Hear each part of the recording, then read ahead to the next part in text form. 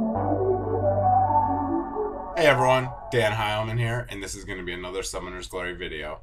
Today, I want to talk to you guys about my updated tier list.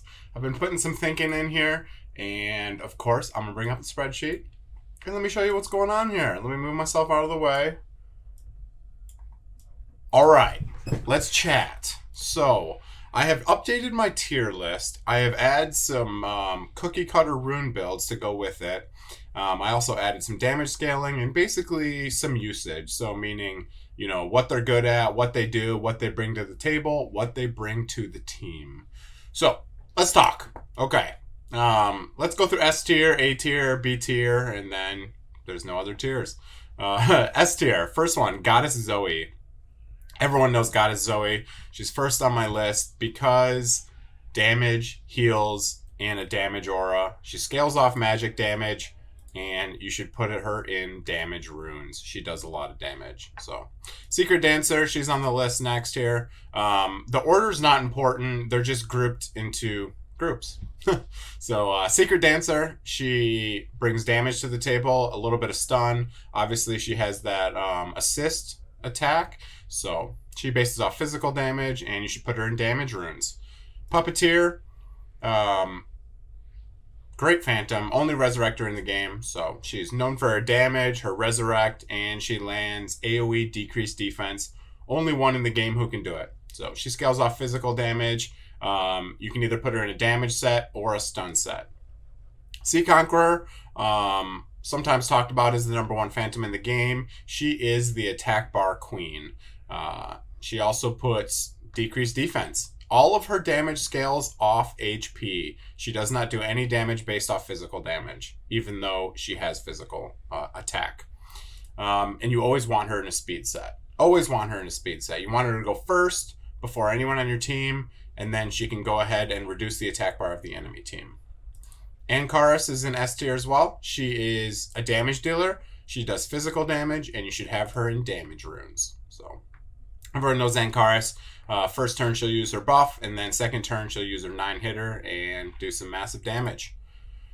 Alright, going down the list here, Lord of Shadows. So he's known for his damage, his AoE damage. He does very strong AoE damage. He also puts an unkillable buff, and he also has an AoE stun. His damage is based off HP and magic attack. So his main 4-hitter is based off HP, and his counter attacks and his A1 are based off magic. You want HP runes on him. So he has a specific set of runes that a lot of people use on him. So keep that in mind. Victoria, she is new to the S tier list after her rework. She does great damage. She has an AoE heal and cleanse. And she basically has a passive that stacks up damage stacks on her. And she does some solid damage. She is based off physical attack. And you want her in damage runes.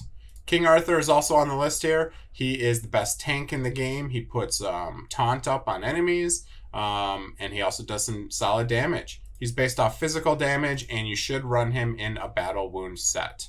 Master Merlin, last but not least, he's known for his damage, his attack bar reduction, and his damage aura. He scales off magic damage, and you should put him either in a damage set or a speed set. If you want to use him as an initiator, put him in a speed set. If you want to use him as a damage dealer, put him in a damage set. Okay, let's go down to A tier. Again, order not important. So Dracula Eye is on here. He's known for damage and attack bar reduction. He also has the extra turns. The attack bar reduction only hits 3 targets. He is all his damage scales off magic damage, and he's great in a damage set or a speed set if you want to use him as an initiator. He's also solid in arena because of the, if you put him in high speed, he has a very high base speed, so he's pretty fast. Mystic, he is known for his debuff, which is Paralyze. He has a higher chance to land it now, as of a couple weeks ago. And he also has a crit aura, critical strike chance aura. His damage is based on magic. You can build him a couple different ways. You can build him speed, stun, or damage.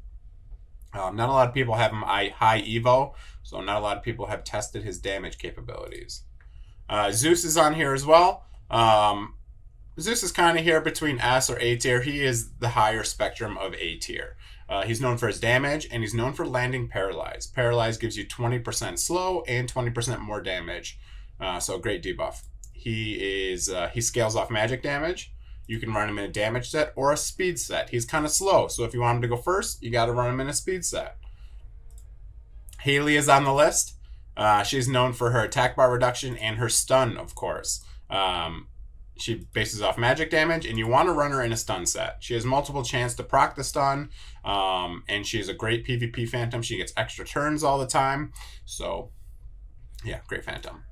Queen of Chaos is on this list. After I've done a lot of testing, Queen of Chaos is a solid damage dealer. She also lands confusion on enemies, so she's a debuffer. She's based on physical damage, and you can run her in a damage set or a stun set. She performs almost as well as Haley in a stun set, so very strong option for that as well. Duke of Fate is also on the list. He is a damage dealer. He also has an attack bar reduction, and he also lands confusion. Based on magic damage, you want him in a damage set. He has a pretty high base attack, and he has a 2-turn AoE that hits extremely hard and reduces attack bar of enemies. So, very cool phantom. Not a lot of people have messed around with him, but after some testing, he is very strong. Next one on the list is Dracula. He is known for damage, and he has an AoE stun. He is also based on magic damage, and you want to run him in a damage set. Not a lot of people run him, but he is a solid phantom. He also has some passive that heals them, removes CC effects, and he also has some lifesteal built into his kit. So, very cool phantom. Bloody Overlord also made the A tier here. He is known for damage, and he puts a buff that gives a person extra attack, and it instantly makes them have a turn. So very cool. He doesn't really use it on auto unless someone is hurt, but he's great for manual. He also does more damage if he's taken damage. His damage is based on magic, and you should run him in a damage set. Sea Warrior made the list. He is the king of slow. He is known for putting out debuffs, and he's based off magic damage. I have parentheses crit here because his abilities require critical strike chance to work. So keep that in mind. You want to build him very high crit and high speed. You can run him in a couple different sets. You can run him in a speed set. You could run him in a stun set. You could run him in a damage set. Since you need such high crit rate anyways, if you build some damage on him, he does decent damage. He has a couple different AoEs that all land speed, and his critical hits land speed, and his 2 different speeds do stack. So he is the best, slower in the game. So, okay, B tier. Jester. He was the original gangster, the OG. Everyone built him in the very beginning. He is known for his damage and his attack bar manipulation. He also stuns. He also has AoE attacks sometimes. He also heals. So he's kind of does a little bit of everything. He's the, he's got a little bit of everything, but doesn't do anything the best. A little bit RNG based. His damage is based on magic damage. You can run him in a speed set or a damage set. Destroyer Vizier is next. He has a crit damage passive.